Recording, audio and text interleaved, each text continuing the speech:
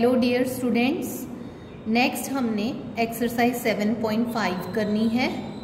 Exercise 7.5 basically addition और subtraction of fractions की है कि हम किस तरह से लाइक फ्रैक्शंस को ऐड करेंगे और सब्ट्रैक्ट करेंगे।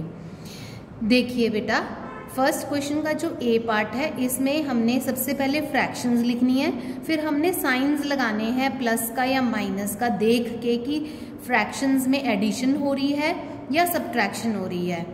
ए पार्ट में देखेंगे, ये वाली फर्स्ट वाली फ्रैक्शन है 1/5, सेकेंड फ्रैक्शन है 2/5 और जो थर्ड फ्रैक्शन है जो इक्वल टू के बाद है वो है 3/5। तो हम ध्यान से देखेंगे 1/5, 2/5 और 3/5, यानी कि यहाँ एक पार्ट था, यहाँ दो और हो गए।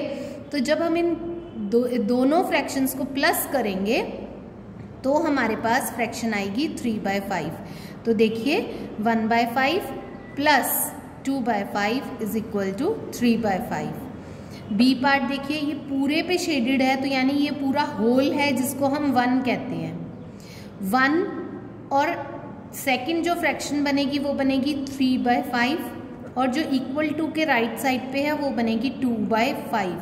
तो आप देख रहे हैं 1 पूरे में से अगर मैं ये 3 पार्ट्स माइनस कर दूंगी तो कितने पार्ट्स रह जाएंगे? 2 पार्ट्स रह जाएंगे, तो बीच में साइन आएगा माइनस का।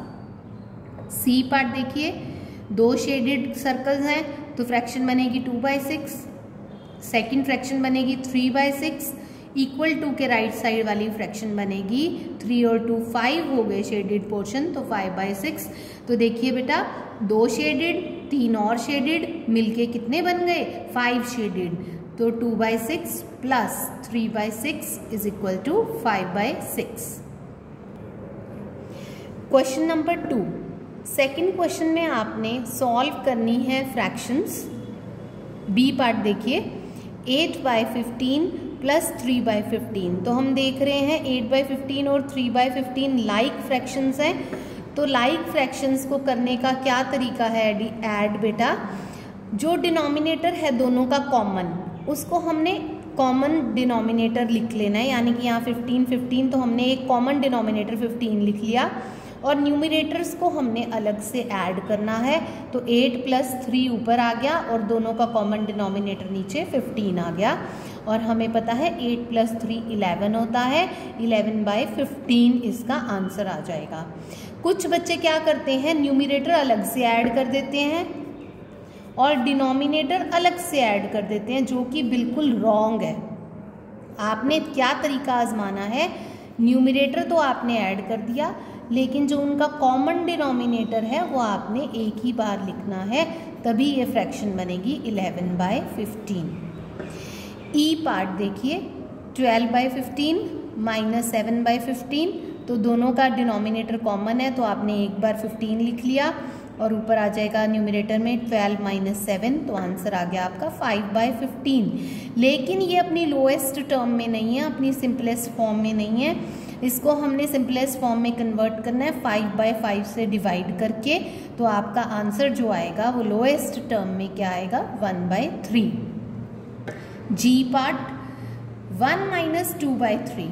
अब देखिए 1 के नीचे डिनोमिनेटर भी 1 है, तो हमें पहले क्या करना पड़ेगा, इसको इक्विवेलेंट फ्रैक्शन में कन्वर्ट करना पड़ेगा। तो 1 को हम कैसे लिख सकते हैं? हम किसी भी फ्रैक्शन की फॉर्म में इसको 1 को लिख सकते हैं। अब हमें 3 डिनोमिनेटर चाहिए, तो हम 1 को लिख सकते हैं 3/3। तो हमने 1 को लिख दिया 3/3 माइनस 2/3, तो दोनों का कॉमन डिनोमिनेटर 3 हो गया। हमने एक बार 3 लिख दिया डिनोमिनेटर और न्यूमिनेटर को हमने सब्ट्रैक्ट कर दिया। 3 - 2 इज इक्वल टू 1, तो आंसर आया आपका 1/3। आई पार्ट देखिए, 3 - 12/5, इसमें भी वही है बेटा, डिनोमिनेटर इसमें 1 है, 3 के नीचे 1 ही है। एक तरह से अगर कुछ नहीं होता तो हम ये मानते हैं कि उसके नीचे डिनोमिनेटर 1 है। अब हमें 5 डिनोमिनेटर चाहिए, तो हमें 3 को 5/5 से मल्टीप्लाई करना पड़ेगा, तो बनेगी फ्रैक्शन 15/5 माइनस 12/5, ऐसे की ऐसे लिख देंगे। डिनोमिनेटर दोनों का कॉमन हो गया 5, तो हमने यहाँ 5 कॉमन डिनोमिनेटर लिख देना है और न्यूमिनेटर्स को सब्ट्रैक्ट कर देना है। 15 - 12 इज इक्वल टू 3, तो 3/5 आपकी फ्रैक्शन बन गई, जो कि आपका आंसर है। थर्ड क्वेश्चन में बेटा आपको जो गिवन है वो है Shubham painted 2/3 of the wall space in his room, his sister Madhavi helped and painted 1/3 of the wall space. How much did they paint it together? तो आपको पता है दो फ्रैक्शंस हैं और दोनों फ्रैक्शंस को आपको ऐड करना है, तो वो टोटल कितना वॉल को वो पेंट कर सके वो आपका आंसर आ जाएगा। तो ये क्वेश्चन आप खुद कर लेंगे क्योंकि दोनों को ऐड ही करना है और दोनों लाइक फ्रैक्शंस हैं। नेक्स्ट क्वेश्चन है question number 4, fill in the missing fractions. आपको जो मिसिंग फ्रैक्शन है यानी बॉक्स है बना हुआ, वहाँ आपको फ्रैक्शन का कोई नंबर लिखना है, फ्रैक्शन लिखनी है आपने बेसिकली। तो 7/10 माइनस सम फ्रैक्शन गिव्स 3/10, मतलब 7/10 में से मैं क्या फ्रैक्शन माइनस करूं कि आंसर आए 3/10। तो ये तो बहुत आसान है, आपने सोच भी लिया होगा। 7/10 में से तो 4/10 माइनस होएगा, तभी क्या आएगा 3/10 आएगा। बिल्कुल ठीक बेटा। और उसको करने का तरीका ये बनेगा कि 7/10 माइनस 3/10, तो कॉमन डिनोमिनेटर 10, 7 माइनस 3 आपका 4/10 आ गया।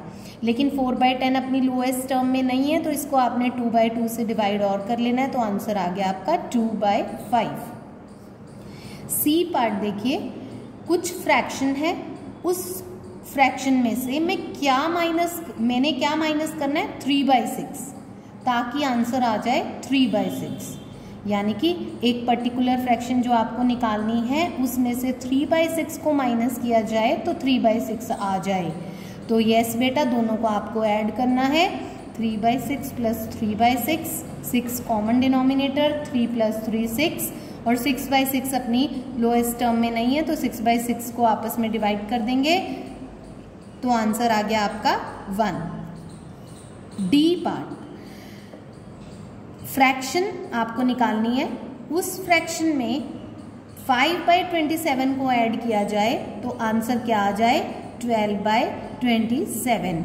तो यस बेटा, दोनों फ्रैक्शंस में से आप सब्ट्रैक्ट कर देंगे।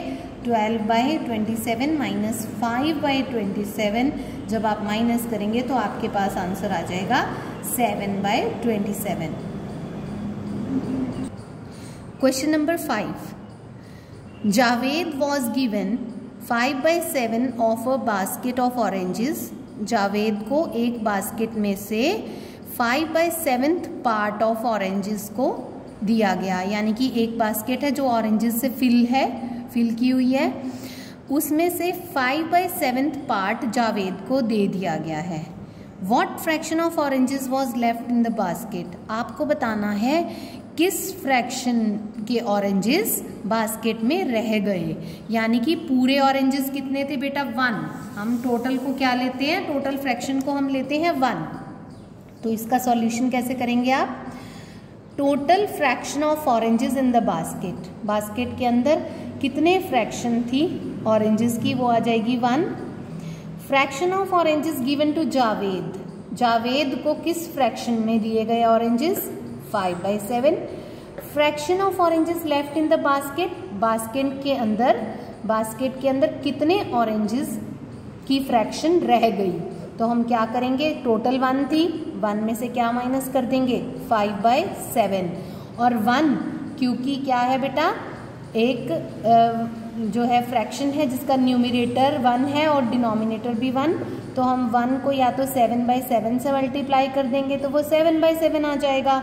और या इसका दूसरा तरीका भी है कि 1 और 7 का एलसीएम आप लेंगे तो एलसीएम 7 आएगा, तो ये बन जाएगा फिर 7 माइनस 5/7, तो आंसर आपका आ गया 2/7 fraction of oranges. This is your answer. Thank you. I hope आप सबको 7th चैप्टर क्लियर हो गया होगा। Stay home, stay safe. Thank you बेटा।